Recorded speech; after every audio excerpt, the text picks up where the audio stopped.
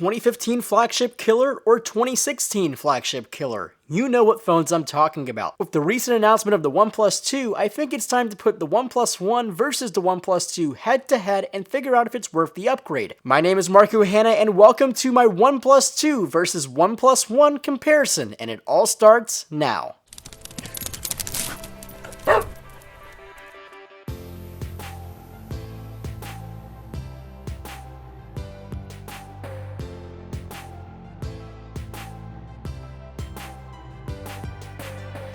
If you measure changes by magnitude, then differences between the OnePlus One and OnePlus 2 may seem small and very superficial, and you may be right in saying that they look very similar to each other, but the differences are actually vast. Starting out with the design and the build of the device. The OnePlus 2 has a slightly smaller footprint than the OnePlus One. It also has some rearranged ports and new additions. First off is this new slider button on the left side of the device. It's a dedicated alert button to go from all notifications to priority only, and lastly to no notifications at all. On the front of the OnePlus 2, you'll notice a new home button, which isn't actually a button, but it's more of a marker for a capacitive button and the new fingerprint sensor. Also, you still have two capacitive buttons on each side. If you look on the top, you'll notice the headphone jack has been placed on the opposite side. Now over to the right side of the OnePlus 2, and it looks pretty much the same as the OnePlus One. And lastly, on the bottom, you'll find a new USB Type-C port and some really beautiful looking speaker holes. Also, you probably noticed by now the aluminum running all around the brand new OnePlus 2. It's definitely a step up in terms of build quality because it honestly feels just as good in the hand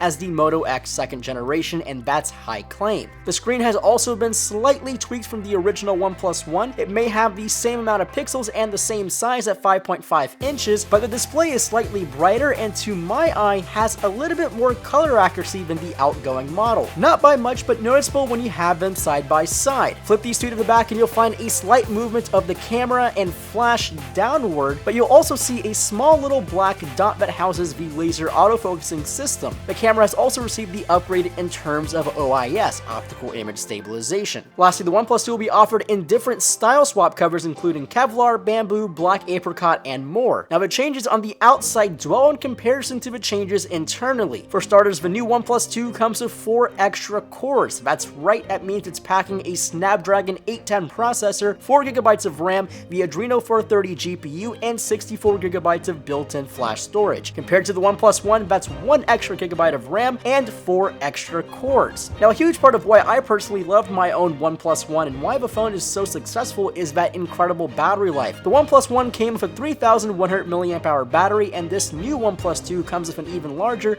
3,300 mAh. And with the same resolution and same size display, we should be getting even more phenomenal battery life. The next thing we want to talk about is the new software. When the OnePlus One was debuted last year, it was announced with partnership of Cyanogen. The phone came stock right out of the box with Android 4.4 KitKat with CyanogenMod 11S. Well, since then the partnership has dissolved and OnePlus has moved over to Oxygen OS. The OnePlus 2 is running version 2.0 and aesthetically it runs more like stock Android Lollipop. However, there are some interesting features such as the shelf, and Oxygen OS still gives you enough power to customize your device. Now the last piece of the story is the price. When the OnePlus One was debuted, it had a price tag of $349 for a 64GB model. Since then, it's been discounted to $299. The new OnePlus 2 64GB model is $389. That's only $40 more than last year, so is it worth the extra money? I absolutely think so. But if you want to know for sure, hit that subscribe button and watch out for my full review of the OnePlus 2 in the very near future. Also, hit that thumbs up button if you enjoyed watching this video,